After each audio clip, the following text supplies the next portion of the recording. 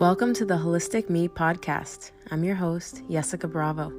As a licensed acupuncturist and holistic health and wellness professional, I spend my day providing service and care to others. Over the years, my own self-care practices have ebbed and flowed, having a profound effect on not only my physical body, but my mental, emotional wellness and my spirit body.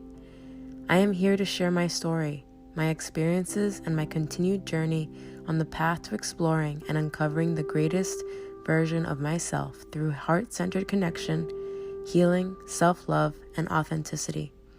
I am beyond grateful to share this journey with you.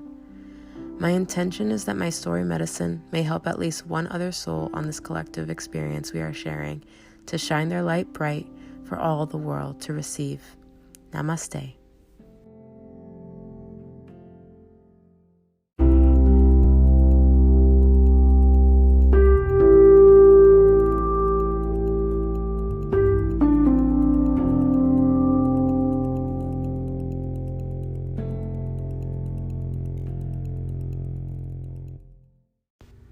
Hey everybody, welcome to another episode of the Holistic Me podcast.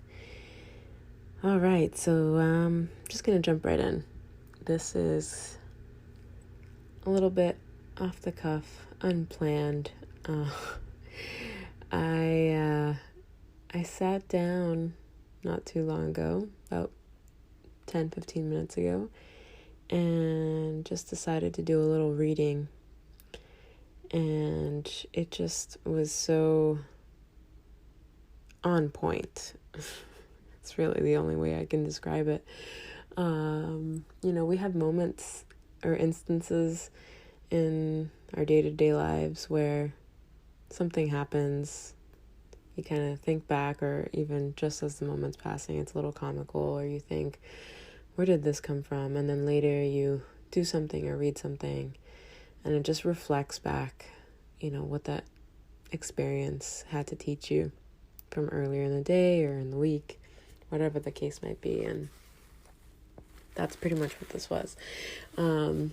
So just as a kind of backstory, we were on our way, and by we, my husband Jason and I and our son were headed over to our favorite little bakery, as has been tradition now since the summer, for Sunday afternoon. And it was the baker's birthday. She's a friend of ours. And so we were stopping over. We made the decision to stop over on the way to get a card for her. Our son Cody wanted to get a card, pick out a card himself. And so we were like, all right, we'll just stop. And I was like, I know I've seen a pharmacy of some sort on the way there. And as I'm describing where it is, husband's like, oh yeah, I think I know where that is.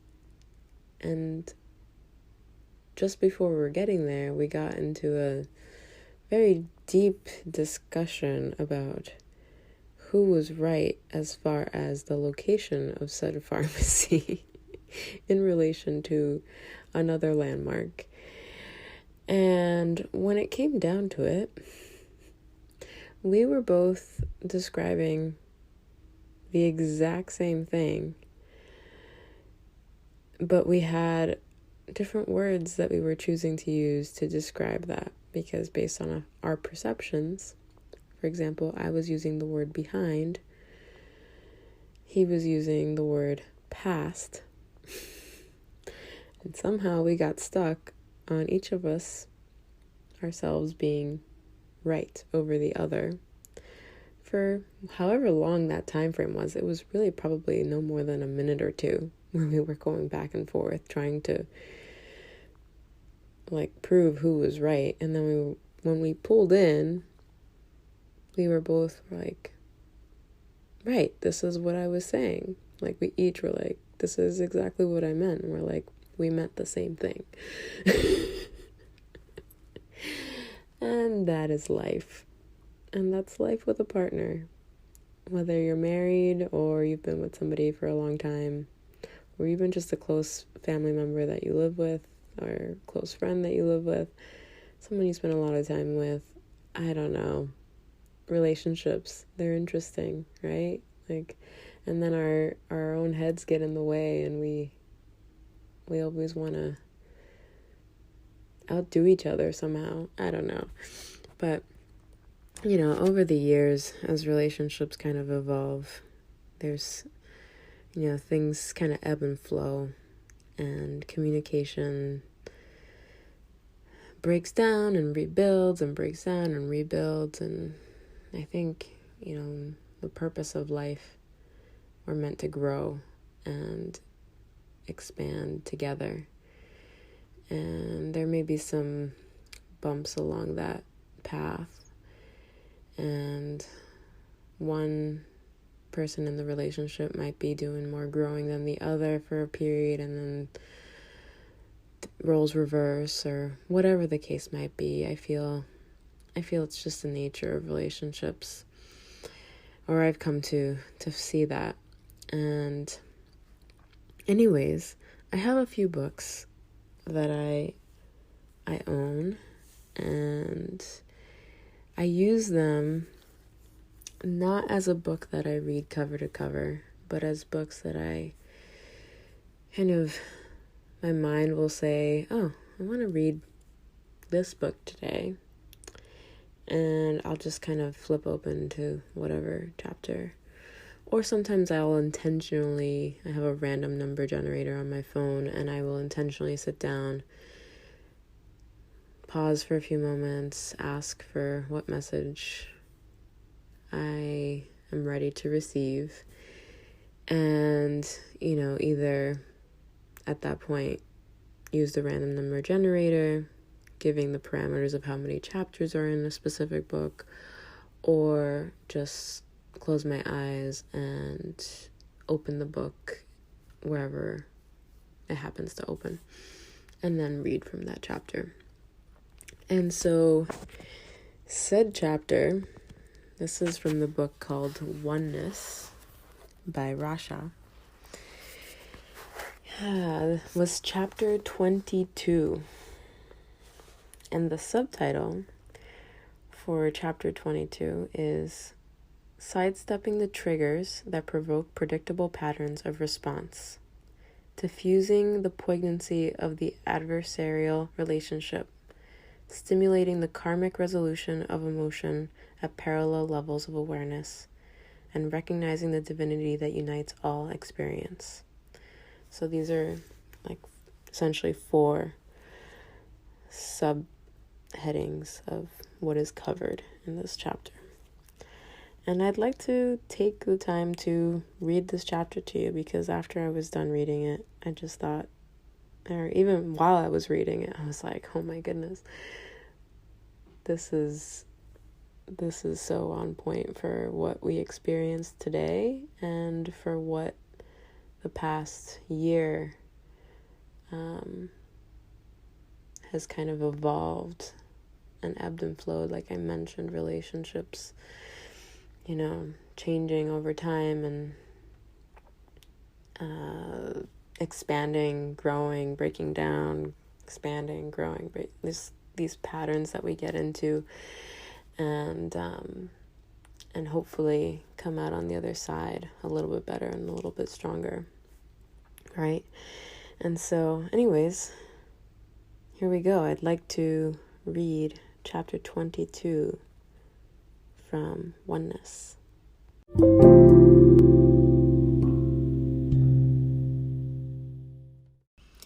The opportunity to transcend the patterns of experience you have acted out presents itself when you reach a place within where you are no longer attached to having to be right in the eyes of another, when you are able to let go of the need for ego validation on the issues that help define the history of this lifetime. You have taken the tentative first steps toward liberation from those patterns. It is important that you remain aware that you have not been alone in these interactions. The experiential partners who have been working out the details of these conflicts with you for lifetimes also have a stake in the potential for the transcendence of these issues. Agreements remain in place for each of you to continue to participate in these patterns of interaction until there is resolution for all concerned. Thus, it is entirely possible for you to continue to be drawn into dramas with certain individuals, despite the fact that you may have reached a place of completion with these issues and questions. You may have noted a shift in the intensity of certain kinds of experiences as the energies that magnetize them diminish. Yet within the energy field of your experiential partner, all the components for the full throttle of discord may still be present. The invitation to engage in conflict with certain individuals may continue for some time to come, as each of you brings to resolution the opposing aspects of an issue in which you are mutually invested. While you may well find yourself playing out yet another episode in a serial drama, your own sense of the energies will have shifted. You will feel far less invested in meeting your adversary chin to chin and more inclined to sidestep the classic triggers that once served to provoke you into predictable patterns of response. Your partner is, in essence, dueling with an experiential surrogate in your form as he brings to resolution his own poignant life theme issues. For vibrationally, you will no longer be functioning as a catalyst that might escalate the energies in question. Having diffused your own residual energy charge on the issue at hand, you can only add the vibration of indifference to the equation. Agreements of this kind will continue to manifest life-themed dramas that draw your participation, so long as one member of an experiential partnership continues to manifest conflict around certain issues. By continuing to honor your agreements to be present and play your part in a given drama, you serve to help all concerned to bring a history of predictable conflicts to closure. You are linked karmically with certain individuals for the purpose of facilitating such patterns of resolution. Even though you might wish to disengage your energies altogether and simply walk away, you are likely to find that it's not that easy. For beneath the most insidious patterns of adversity that have surfaced between certain players in your drama is a foundation of great love. Were that not the case, it would have been impossible for each of you to have continued to serve each other's growth in this way, in lifetime after lifetime. Now that the augmented energies of these times of transformation are supporting your own impetus to move forward, each invitation to engage in battle with a familiar partner brings with it the potential gift of recognition of a timeless soulmate. As you continue to release, from your own side, the vibrational ties that would perpetuate certain categories of interaction, you allow the love that genuinely exists between you to emerge and help shift the dynamics of your history. Ultimately, each of you will be able to release the other unconditionally and to move forward in new categories of experience. Once your own passion surrounding certain issues has waned, it becomes easy to project the non-provocative responses that invite a similar sense detachment on the part of traditional adversary. You will find that the episodes that surface between you are fewer and farther between, as the energies that invite them continue to dissipate. For without the vibrational foundation for potential interaction, there is no basis with which to call it into manifestation. Certain relationships simply begin to drift apart as your attention and your energies are drawn elsewhere. You will find that you begin to look back upon some of these most caustic relationships without the predictable anguish that once was triggered at the mere thought of that individual. For the sense of the seething rage, or the profound hurt, or the unbridled terror that the actual interactions once manifested within you and that had been retained vibrationally would now have been released. And the passing thought that might have once been sufficient catalyst to stimulate those unresolved emotions to the surface now is not. Now you will notice that you can think about that individual or some of the actual incidents you co-created without feeling anything at all. The scenes are simply pictures in your mind that no longer seem to provoke or interest you. Individuals who once dominated your every waking moment and haunted your awareness in a dream state have somehow faded into obscurity, and you are left to wonder about the validity of some of the major episodes of this lifetime. It is important to understand that your present state of transcendence does not serve to invalidate the poignancy of the journey that was necessary to take you there. What you experience is no less real or relevant as a reference point in your history, simply because you are no longer focused on the full intensity of those issues. The opportunity in having brought those categories of emotion to resolution is to remember vividly the richness of that level of experience, and at the same time to know that you are no longer there. One state of being does not cancel out the relevance of the other as a stepping stone toward where you are, where you, as a manifestation of conscious awareness, wish to be headed. The purpose in coming into form at those levels of density was to provide yourself with the fullness of the emotional experience necessary to draw parallel levels of awareness into a corresponding state of resolution. In this way, you were able to open the doors to the possibility of the integration of all aspects of your consciousness that resonate to those emotional issues. Had you not co-created some of the incidents that brought those profound levels of emotion to the surface, you would not have had the catalyst in hand with which to release the density that has held you in certain patterns of experiences for lifetimes. So, from your new profound perspective, you may well be able to look back upon certain incidents and consider them to have been avoidable. But, in truth, had they not manifested to the extent that they did, you would not be where you are right now. You did not attain this rarefied perspective by chance. It was only by your willingness to probe the depths of your emotional responses, in tandem with the others who hashed it out with you by agreement, that each of you had the possibility of bringing the agony of some of those themes to completion. You have served each other well. You who have facilitated in lancing the boil of another's repressed emotions. The memories may not be altogether pleasant, but then they weren't meant to be. And the authenticity of those memories will remain with you, devoid of their emotional charge, so that you might have a frame of reference within which to place yourself as you move forward toward other kinds of experience. From the perspective of your experiential partner, your actions were just as objectionable as his appeared to you. Each of you simply looking at a common focal point through a different lens. Neither of you was right or wrong. Neither of you was a villain nor the victim, regardless of what transpired. Each of you participated in the enactment of a drama, knowingly playing the part you were scripted to play, in order that a certain end might be attained vibrationally.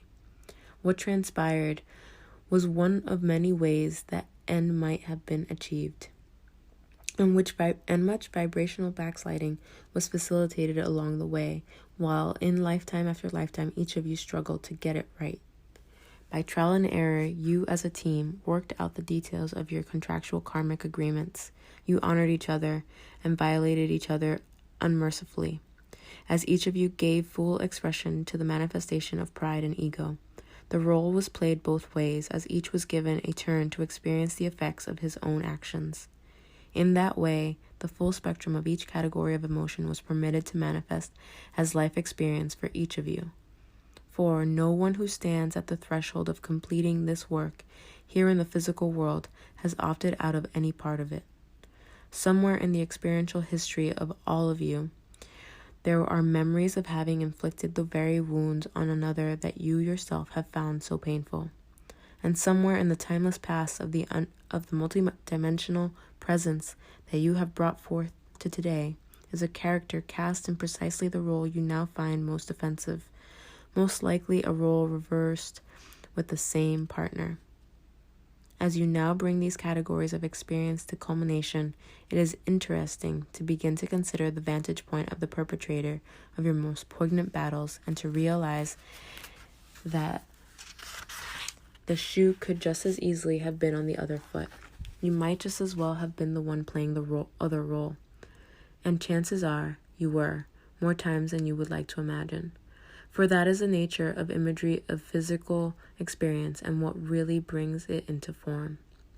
All of it is conceived in balance, and the full spectrum of action and reaction is necessary in order to achieve it vibrationally. You have come to this moment of potential karmic resolution in order to recognize from a place of non-judgment the essence of both roles in any interaction with another being, and to know that there is divinity in all of it. Each of you fosters the emergence of the other into a state that transcends the need to perpetuate conditions that are calculated to hold you here at diminished levels of awareness. Each of you, as consciousness, volunteered to go back into the arenas of turmoil as an emotionally bound piece of fragmented consciousness and explore some of the infinite possible variations on the theme of separation from who you really are. So long as you continued to manifest your ego investment in taking what transpired at face value, you served to reinforce the parameters of repeating that kind of experience. The piece of you that separated from your own divine essence somewhere along the way has been hashing out the vibrational manifestations of that self-perpetuating spiral ever since. Now, it is time to shift that pattern, for the calling of divine intent has been heard throughout creation. It is time to put down your swords and your shields and go home. The image you hold of yourself as an autonomous being, separated from your fellowmen, from the divinity that you simultaneously worship and fear, will be revealed to you as the illusion that it truly is. You are not the focal point of awareness you believe yourself to be. You are simply a facet in a light spectrum, a glimmer of a focal point, a split-second flash of awareness in a vision that is infinite and eternal.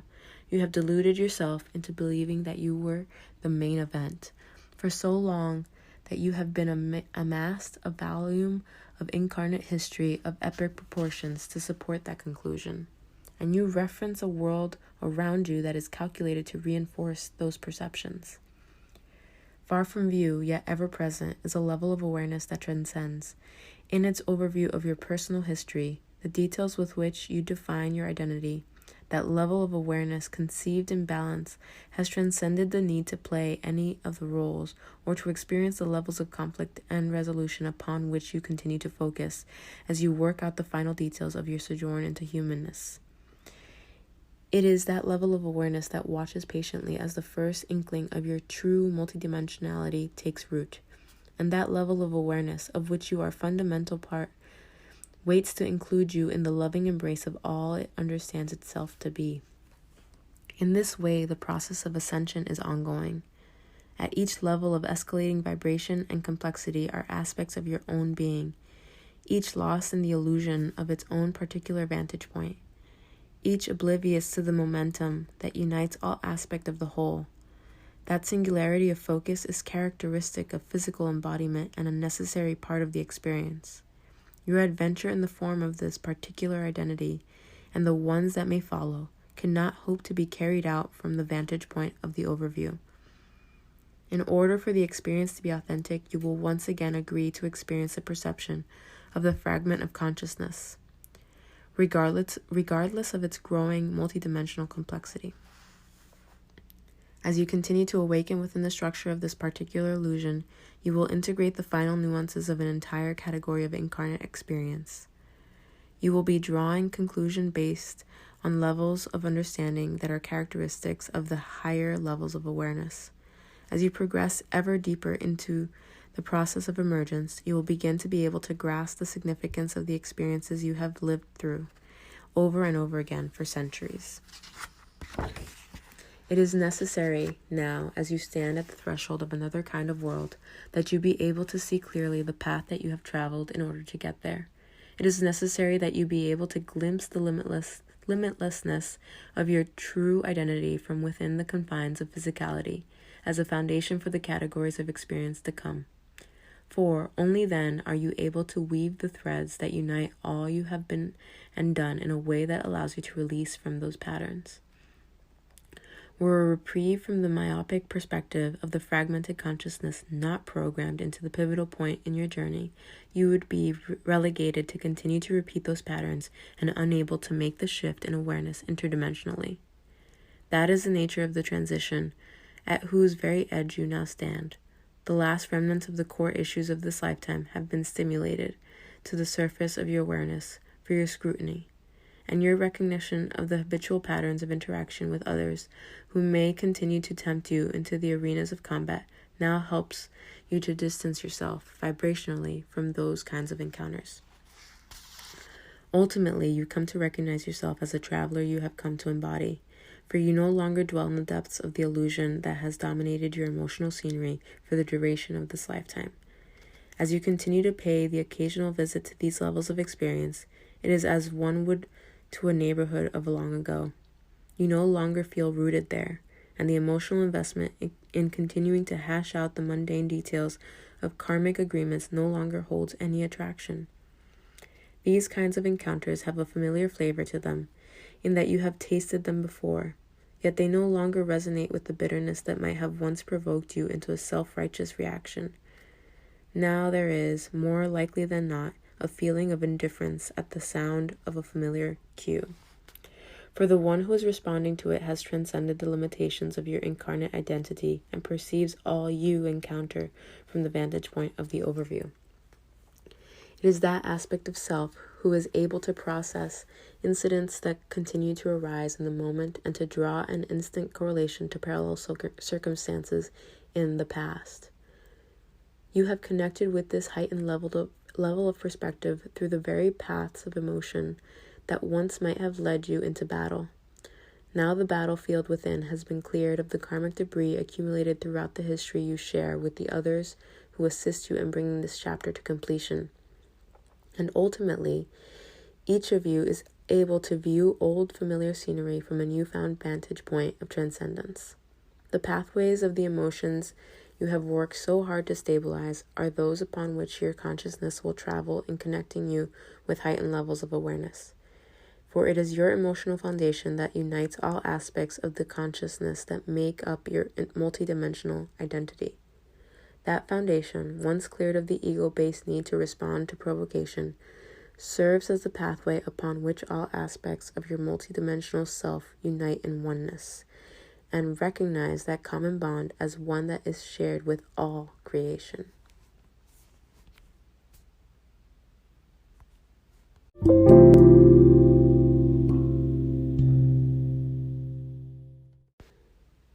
So there you have it, chapter 22.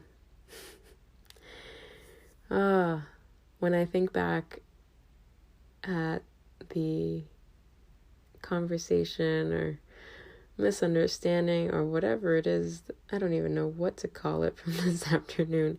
It's really funny.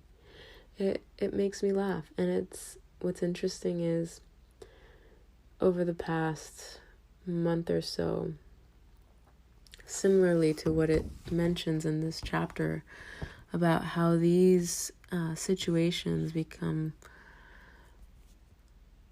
start to happen less, and there are fewer and farther instances of these circumstances or situations that we find ourselves repeating these old patterns of reactionary responses. This one was just downright silly. and we were both laughing after it. Like once we got there and we parked, and Cody was laughing because we were laughing, and we're just like, this is just hysterical that we literally were saying the same thing using different words and we didn't understand each other. But at the end of it, it was comical, it was amusing, and it was light. There wasn't this like heaviness or like, resentment of, oh, you're always trying to be right, and or the other, and anyways, it just goes to show me, I guess, that drastic strides have been made on both parts, in my mind, of not wanting to, outdo the other. And it's a beautiful thing to witness, and I feel, kind of even more validated now in having recognized that, in that moment where we were laughing, in my mind thinking that was silly, but it was also an interesting scenario to be in, experience, and then analyze on the other end of it. And to now read this as I sat down in the chair in the kitchen where I usually sit after everyone's asleep, and close my eyes for a couple minutes. First I walked over and I was like, I instinctively grabbed this book, which I haven't picked up in months. And then I asked myself if I wanted to read and pick up the other book that I've been wanting to look at. But I said, no, this is the one I grabbed. Let me look at this. And I just sat down, held it in my hand, held it to my heart, and, asked the universe, what message am I to receive? And then I flipped it open, and there it was. So yeah, we all have patterns that we've been trying to break and end from lifetimes and lifetimes we've been working through in order to free ourselves. And there are certain people in our lives that help us to break those patterns, and we help each other break those patterns so that we can all come out the other end united and truly see ourselves for who we are, and that is, we are one. And some of these people are going to be in our lives for a short period of time, and we only have but a brief lesson or small pattern to break with them. And others are meant to be around for the entire lifetime and help us and help each other through a multitude of patterns that we're working through together, and ultimately helping to end the cycle for all beings. And with that, I feel complete, and I hope you do too. This impromptu episode I was not intending to record tonight, and was thinking of doing something midweek, as I had not had a moment to sit down and plan anything. And here we are. So thank you for being here, for being present. Thank you for being with me, for listening, connecting. I love you, and I wish you a wonderful, wonderful week. Namaste, my friends.